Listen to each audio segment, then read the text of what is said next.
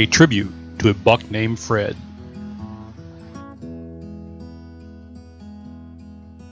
Shortly after putting out our trail cameras in August of 2022, we got a picture of this nice 8-point. The buck was showing up somewhat regularly on all three of our cameras, so I figured our property was at least part of his home range. We got this picture of the buck on our rock garden food plot in September, seemingly staring at the blind we call the Octobox. He was the only decent buck we had on our cameras. October 7th was my first hunt of the year. Within 20 minutes of the start of my hunt, the wide 8 appeared with a smaller basket-racked 8-pointer. While it was the nicest buck I had ever passed, I made the decision to let him walk.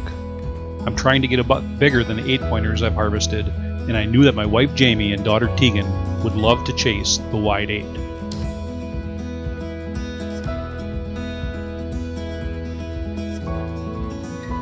Two small bucks began sparring in the food plot. After a short bit, the wide 8 showed up, and the boys decided to end their gentle tussle. What the buck lacked in body size, he made up for with wide antlers and a strong attitude.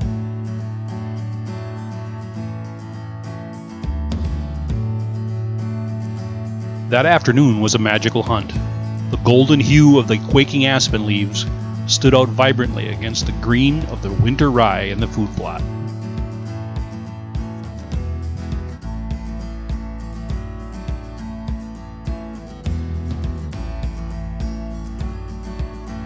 Later that afternoon, the wide 8 walked to the edge of the food plot and began rubbing trees. Watching the action through my binoculars, it was a beautiful scene. The buck was doing what bucks do, and the golden leaves rained down as he rubbed the trees and strengthened his neck muscles. When I showed the video of the buck to Jamie, she couldn't believe I had passed on him. I could tell she was excited to hunt him. Here's a picture of the buck on the rock garden again, this time in October, once again staring at the Octobox. In late October, I was out of town for work, and Jamie was sitting in the Octobox with her crossbow in hand, waiting for the buck to make one of his, what had become, regular daylight appearances on the rock garden.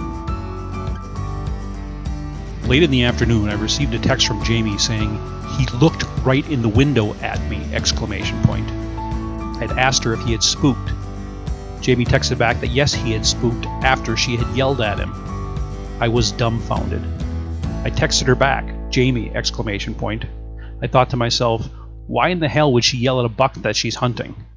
For several hours I was confused until I looked at Facebook that evening and saw photos and videos of a bear that Jamie had saw during her hunt. Before I got her text about he looked right in the window, she had texted me a photo of the bear, but I never received it. I thought he was the buck, but he was actually a bear that had stood up and put his head in the blind window, only about 2 feet from Jamie's very wide eyes. Even after she yelled at the bear, he wasn't startled, and he simply dropped down to all fours and casually walked off.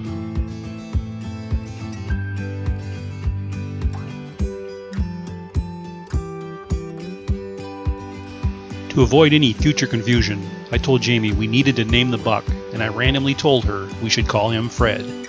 And with that, the wide 8-point buck became known as Fred.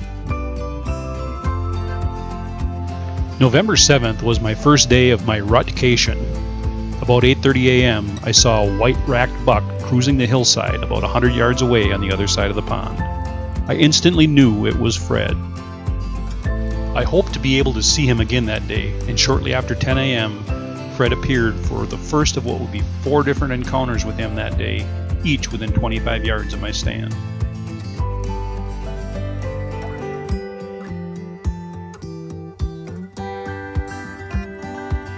I enjoyed watching Fred do November buck things. The last time I watched Fred dissolve into the popple saplings to the south, something in my gut told me I may never see him again. And with the rut in full swing, chances were high that he would wander off our property and be harvested by another hunter, leaving my wife and daughter deflated for the upcoming gun season.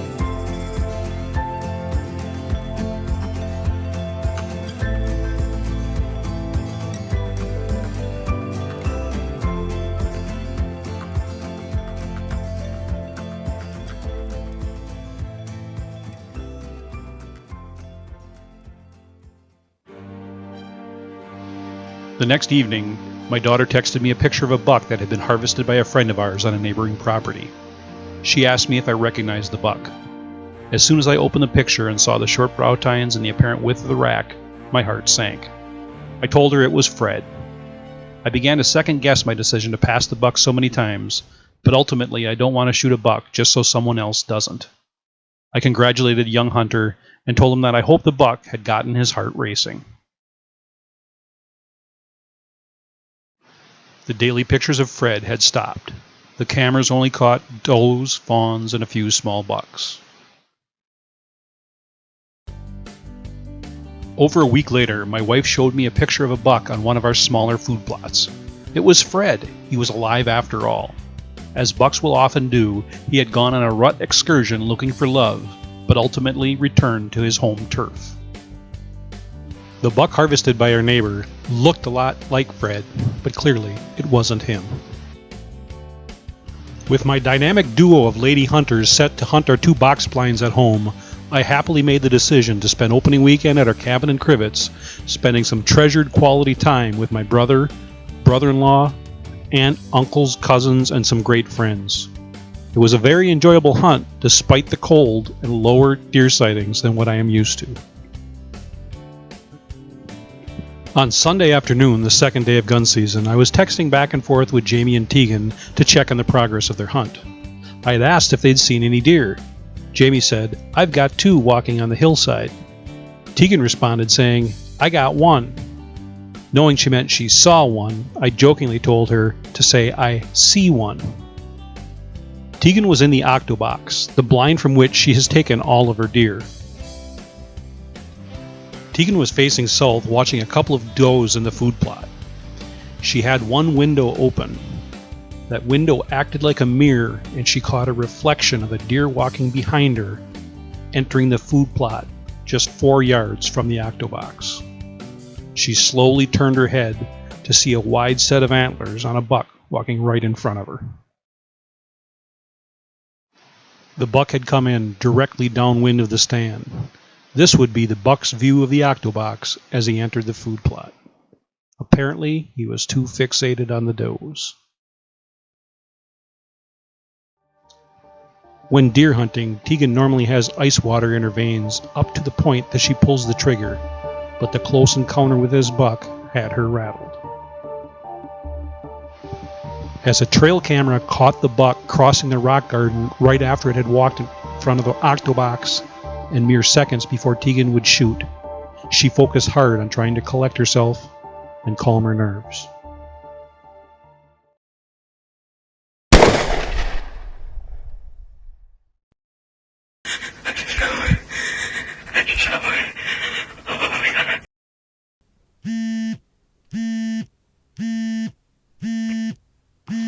Around 3 p.m., my phone went off and I tried to decipher the text from Tegan.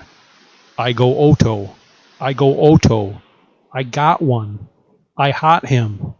Jamie replied to the text string with simply T! Exclamation point. It took me a second to realize that Tegan had just shot.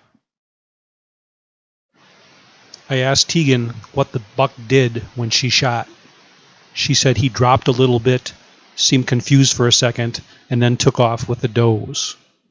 From 3 hours away, I began trying to coach them via text and convince them to wait for an hour before going look for blood or to try to find the deer. I asked Tegan if she thought it was Fred, but she said things happened so fast that she wasn't sure. When they began to look, they found no blood and no hair. Tegan began to worry.